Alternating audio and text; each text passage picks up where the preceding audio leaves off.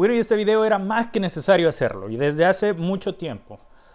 Lastimosamente vivimos en un mundo completamente diferente al que muchos de los que ahora nos interesa la política estamos acostumbrados, o al menos el que nos enseñaron en algún momento. Cosas como, por ejemplo, la caída del muro de Berlín, la Guerra Fría en general, Boris Yeltsin y sucesos que se dieron alrededor del mundo y nos llevaron pues a estas ideologías tanto de izquierdas como de derechas. Incluso aquella famosa intervención en Irak, en Afganistán, y las supuestas armas de destrucción masiva que al final nunca aparecieron, al menos de ese lado, pero aparecieron otras riquezas, nos ha llevado a esta sociedad en la que hemos crecido, en la que creemos tanto en la izquierda como en la derecha. Y esto que voy a decir, de hecho, no es nuevo. Está en un sinfín de lugares, un montón de gente lo ha dicho, pero es importante recabar toda esta información para poder llegar a la conclusión de este video. ¿Y saben qué? En este momento, por ejemplo, una de las máximas que se llega a manejar entre estas ideologías que históricamente nos han predominado en la idea política en Latinoamérica, y hablaré directamente de esta región porque es la que mejor conozco, pero también afecta a otras latitudes del mundo, es que, por un lado, la derecha produce, pero no reparte.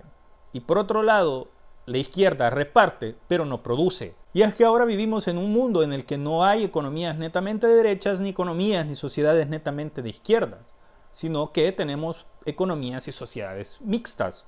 Y eso se ve claramente en las dos superpotencias que dominan en este momento a nivel mundial, como sabrán, Estados Unidos y China.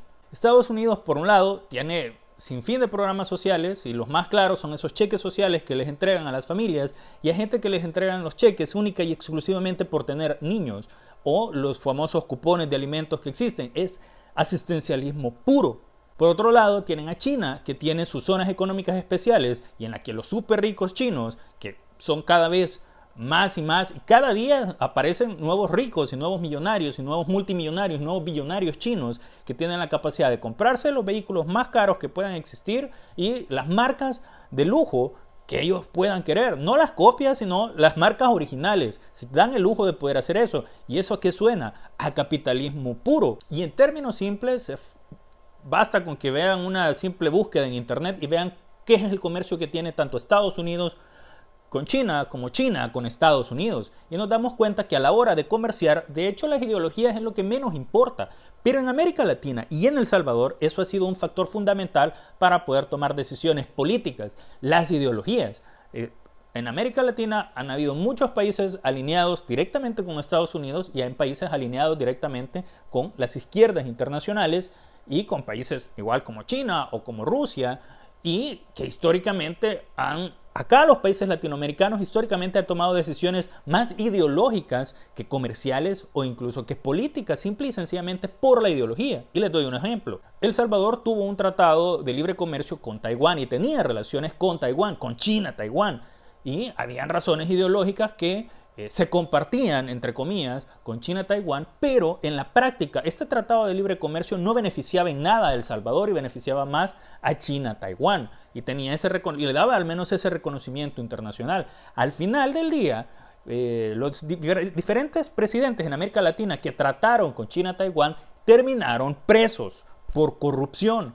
Incluso acá en El Salvador hubo un político aspirante a presidente que se sinceró en televisión y dijo que las donaciones que Taiwán hacía, acá hubo un muy famoso caso de 10 millones de Taiwán, esas famosas donaciones, dijo este candidato de derecha, por cierto, esas donaciones era la forma en la que Taiwán compraba el voto en la ONU de los países. Lo dijo claramente, acá está el video.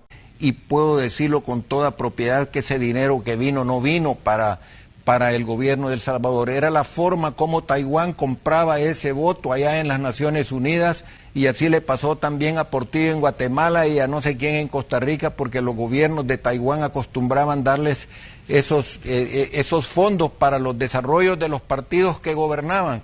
Entonces, otra de las razones ideológicas acá en El Salvador fue el hecho de mandar tropas a Irak. El Salvador era el único país de América Latina que tenía tropas activas en Irak por su aliado ideológico, Estados Unidos. Y así sucesivamente El Salvador ha tenido tratados y tratos, entre comillas, que únicamente se tomaron por razones ideológicas y se desecharon otros tratos muchísimo mejores para el pueblo salvadoreño también por razones ideológicas. ¿Y luego qué sucedió? Al final, prácticamente cuando el partido de izquierda, que se hacía llamar de izquierda, pero que aquí nunca existió un partido de izquierda, solamente que enarbolaba los símbolos, pero en su ideología central de sus dirigentes no era para nada de izquierda, terminó eliminando las relaciones con China-Taiwán y alineándose con China continental, en un esfuerzo y en una cuestión prácticamente de vida o muerte para ellos, para recibir ayuda en un momento político en el que ellos prácticamente estaban al borde del precipicio. Pero los salvadoreños venimos y terminamos de empujarlos hacia él, independientemente de las relaciones con quien tuviera. ¡Y qué sorpresa! Saben que al final del día, China-Taiwán, que hay razones ideológicas, que no, por las históricas también, por las que no comparto obviamente, y se separaron de China continental. Irónicamente, el mayor socio comercial de China-Taiwán es China continental. Entonces se dan cuenta cómo al final del día, para razones prácticas, relaciones comerciales, las ideologías, a las grandes potencias les da igual, no les importan. Y es obvio y es lógico que estas ideologías ya no sean válidas en este momento. Lastimosamente, en América Latina hemos estado extremadamente polarizados por estas ideologías. Y esta polarización ha contribuido de forma perfecta para quienes han querido controlar estos países y estas sociedades, porque no hay nada más fácil de controlar que una sociedad dividida, una sociedad que está en pleito consigo misma. Y saben que en América Latina, y me da igual los políticos que vayan a ver esto, si es que lo llegan a ver, América Latina tiene una horda de dinosaurios políticos que lo único que hacen es buscar los viejos manuales o buscar a ciertas personas que históricamente han hecho campañas políticas o han hecho propuestas de campaña y vuelven a repetir las mismas fórmulas una y otra vez, campaña tras campaña, año tras año, década tras década, generación tras generación. Aún a pesar de que hemos visto que ya no son funcionales y que en América Latina en general las sociedades están hartas y están cansadas porque ha habido un enorme desgaste de estas estrategias y estas tácticas políticas que ya no convencen al electorado. Y esto sucede porque lastimosamente en América Latina la enorme mayoría de políticos no tienen la capacidad de innovación ni la capacidad de inventiva de realizar estrategias o propuestas propias. Tienen que recurrir a los viejos manuales para seguir tratando de ganarse el voto o engañar al pueblo. Y al final alguien puede decir, pero estas estrategias siguen funcionando, pero lo que seguimos haciendo en política sigue funcionando porque seguimos ganando elecciones. No, es que simplemente las poblaciones de los demás países simple y sencillamente no tienen ninguna otra opción que elegir los mismos políticos con las mismas estrategias gastadas y con los mismos discursos gastados que ustedes mismos le ponen enfrente. La población de verdad no quiere un caos político ni social anulando las elecciones, porque eso es posible. Las poblaciones pueden anular las elecciones, podrían hacer que se repitieran con candidatos completamente distintos, eso se contempla en la mayoría de sistemas electorales de América Latina, pero no queremos eso, no queremos entrar en un caos social en el que nadie sepa quién nos va a dirigir, ni quién va a firmar los documentos, ni qué vamos a hacer al respecto. Entonces, al final del día, las poblaciones terminan supeditadas a los candidatos que pongan, porque ni modo, hay que salir a votar. Y eso nos lleva a que yo no tengo nada en contra de la democracia. Es el mejor sistema que hemos creado, al menos para poder gobernar en la teoría.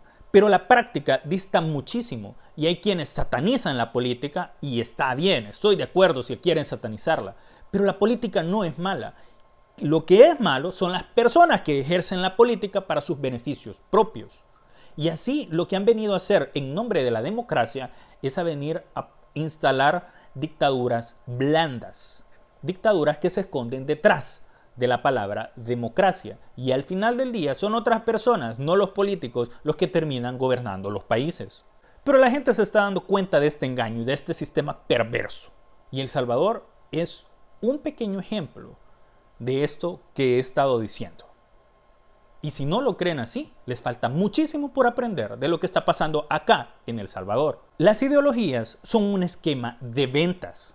Esto en marketing político se conoce como POP, Partido Orientado al producto. Y el producto es la ideología. Esta estrategia y ejecución se centra en propagar su ideología y trabajar de forma ideológica a todas las personas que componen el partido.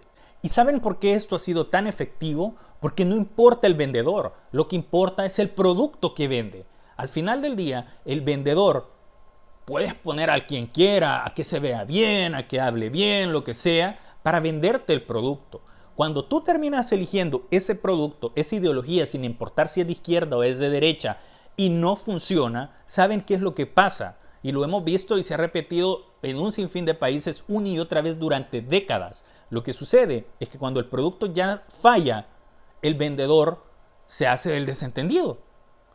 Ya no responde tus llamadas, se pierde, y si incluso llegas a pedir tus derechos sobre el producto que compraste y llegas incluso a quemarle llantas a la venta, al almacén o donde sea, lo que va a hacer es llamar a la policía y echarte de ese almacén para que ya no sigas exigiendo tus derechos. Y eso lo hemos visto incluso en Francia, lo hemos visto en España, lo hemos visto en países de primer mundo, donde al final quien te vendió el producto defectuoso no se hace responsable.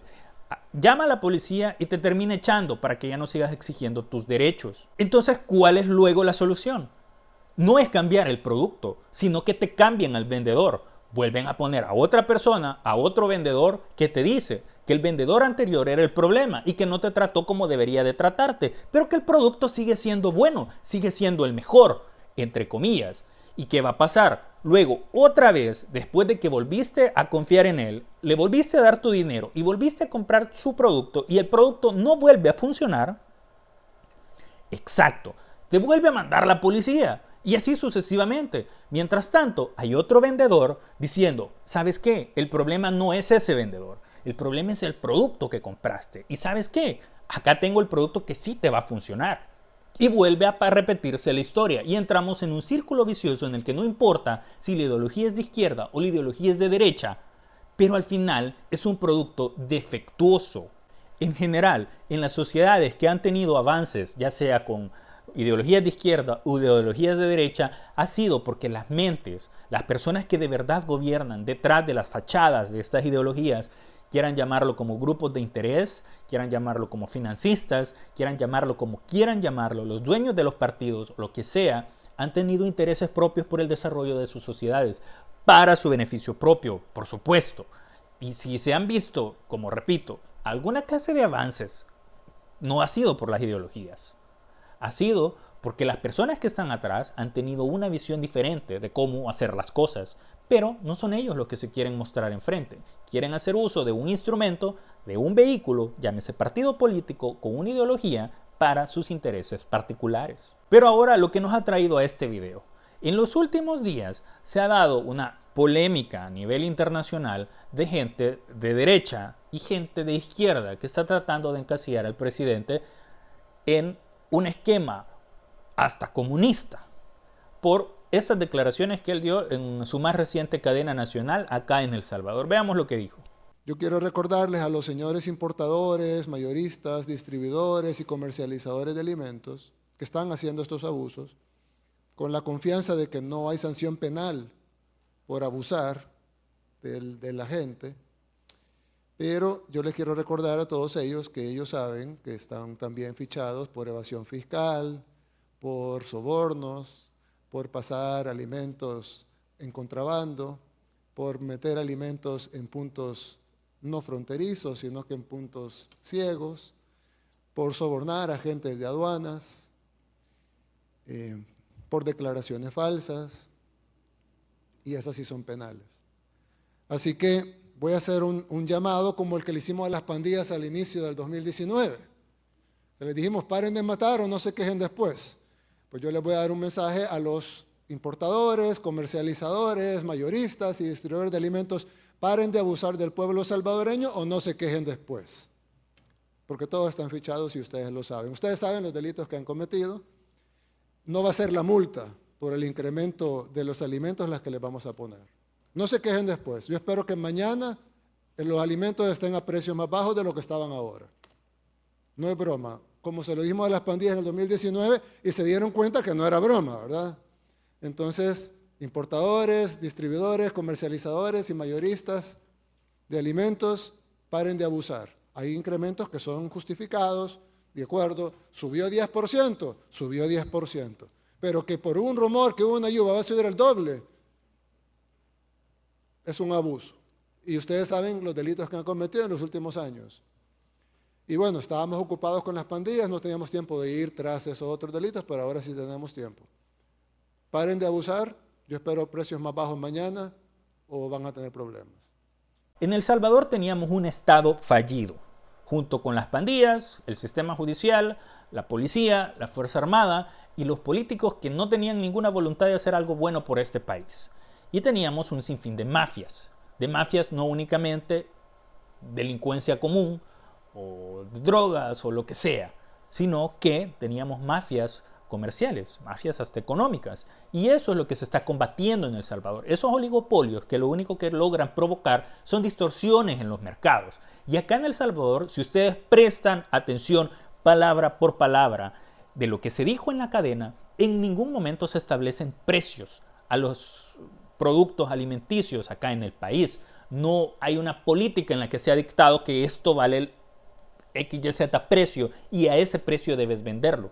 Lo que se ha hecho, e incluso vi gente en internet diciendo que el presidente prácticamente había dicho que si no tenían delitos se los iba a poner. Más lejos de la verdad. Y es que escuchen las palabras. La gente distorsiona la realidad porque hay diferentes factores que, debo decirlo, incluso es hasta ridículo. Hay gente que quiere verse más inteligente que el presidente y que está sentada sin hacer absolutamente nada, ni por su propia sociedad, pero tiene esa satisfacción de querer decir, vean a esa persona que están alabando y que dicen que es un gran político, etcétera, es realmente malo y la verdad es que soy yo el dueño de la verdad y la verdad es que económicamente se está pareciendo a Cuba y a Venezuela. Es irónico, pero el ego de estas personas está por encima de toda una población, como los salvadoreños, que somos quienes elegimos al presidente, y somos nosotros los que al final del día vamos a sufrir las consecuencias o los beneficios. Pero no estas personas que están a miles de kilómetros del Salvador opinando sobre lo que sucede acá basado en esas ideologías de las que ya hablamos que están completamente obsoletas y que ellos en su teoría de sus libros, que no digo que sea malo, se plantean cosas apocalípticas que en El Salvador los salvadoreños no estamos viviendo. Y quiero contarles algo. El presidente Nayib Bukele nunca ha escondido que perteneció a un partido de izquierda. Sus raíces políticas están ahí, en el partido de izquierda de El Salvador, que nunca fue de izquierda, porque cuando llegaron al poder lo único que hicieron fueron adaptar medidas neoliberales, medidas capitalistas, y pueden investigarlo, de verdad. Hicieron un par de cosas socialistas, entre comillas, que no funcionaban, porque ya sabemos que eso no funciona, pero al final del día sus dirigentes lo único que crearon fueron empresas de beneficio propio. Crearon Beca Airlines, que era una aerolínea, crearon una financiera, crearon una empresa de alimentos, crearon obviamente gasolineras y todo con el dinero de Alba Petróleos. Pero al final del día lo que estaban haciendo era montar un monopolio de sus propias empresas para poder competir en el mercado y ganarse toda la cuota de mercado, queriendo acabar con los empresarios salvadoreños. Al final tampoco les funcionó porque no pueden, son malísimos para administrar y todo lo que pusieron, todo quebró completamente. De todas esas empresas que pusieron cuando ellos gobernaron en El Salvador, ninguna existe. Ya todas quebraron, así como habían quebrado El Salvador. En 2017 El Salvador cayó en default. Estamos en emergencia nacional porque El Salvador no tenía dinero para pagar todos los préstamos y todas sus responsabilidades a nivel internacional cuando gobernaba esta supuesta izquierda. Entonces, el presidente, que nunca ha escondido su pertenencia a un partido de izquierda, tuvo siempre problemas adentro de ese partido, porque era un empresario exitoso, millonario, que no encajaba en la venta ideológica que tenía el FMLN. Y a muchas personas en las bases no les agradaba Bukele porque era un empresario millonario, exitoso, que no venía del pueblo, que no parecía pobre. Y eso, como les repito, no encaja con la venta ideológica que hacía el FMLN. Pero a sus dirigentes arriba eso no les importaba porque ellos lo que querían era ganar elecciones con él para poder seguir teniendo esa cuota de poder política. Así que en las bases, el presidente Bukele no era nada popular, e incluso no era popular con algunos de los dirigentes. Y tampoco, obviamente, era del agrado de la derecha, porque era como que hace un empresario exitoso con guerrilleros de izquierda. Así que al final del día, y esto ha sido histórico, desde que el actual presidente, en aquellos entonces era candidato a una alcaldía del municipio de Nuevo Cuscatlán, y para él siempre, incluso desde antes de iniciar su carrera política, el hecho de que lo atacaran de la izquierda y lo atacaran de la derecha era de lo más normal. Y los salvadoreños lo vivimos y nos dimos cuenta que al final del día no es una cuestión ideológica, sino una cuestión pragmática. Este día que casualmente estoy haciendo este video, aparece una encuesta de humor social, así la llamaron. Y aparece que la mayoría de salvadoreños no se identifica con ideologías de izquierda o de derecha. En todo caso, la mayoría se identifica, al menos la mayoría de los que se identificaron como de izquierda o derecha, se identifican más con la derecha. Y es gente que también votó por Nayib Bukele. Y la gente de izquierda, la izquierda era la que gobernaba antes, ahora representa una minoría efímera. Y también votaron por Bukele. Porque ahora, si ustedes ven o investigan las cifras de por cuánto ganó el presidente Nayib Bukele su primer mandato, el segundo mandato duplica esos votos. Ahí tenías gente de izquierda y de derecha votando por el trabajo, no por la ideología. Y si es que Nayib Bukele ha vendido algo en El Salvador para ganarse el voto de los salvadoreños, han sido resultados, no ideologías. Nayib Bukele ha implementado medidas que se pueden tomar de derecha o se pueden tomar de izquierda. Como sea que lo quieras ver o desde el punto de vista que lo quieras atacar, no importa. Pero Estados Unidos y China también han hecho lo mismo. El presidente simple y sencillamente está haciendo lo que funciona. Si algo funciona en la derecha, lo toma y lo pone en práctica. Si algo funciona en la izquierda, lo toma y lo pone en práctica. Si algo ellos no lo han pensado, pero es considerado que va a funcionar para el beneficio de los salvadoreños, viene y lo pone en práctica. Y como lo dije en un momento en el video, la derecha produce, pero no reparte. La izquierda reparte, pero no produce. Y si lo vemos ahora, Estados Unidos produce y reparte. Y ahora China reparte, pero también produce. Entonces, al final del día, Nayib Bukele será lo que tú quieras. Puede que sea de izquierda, si es que te gusta la idea de lo que hace y se compara con tu ideología de izquierda, o puede que sea de derecha, si lo que hace se ampara a tu ideología de derecha. O, como yo lo prefiero, puede que no sea ni de izquierda ni de derecha.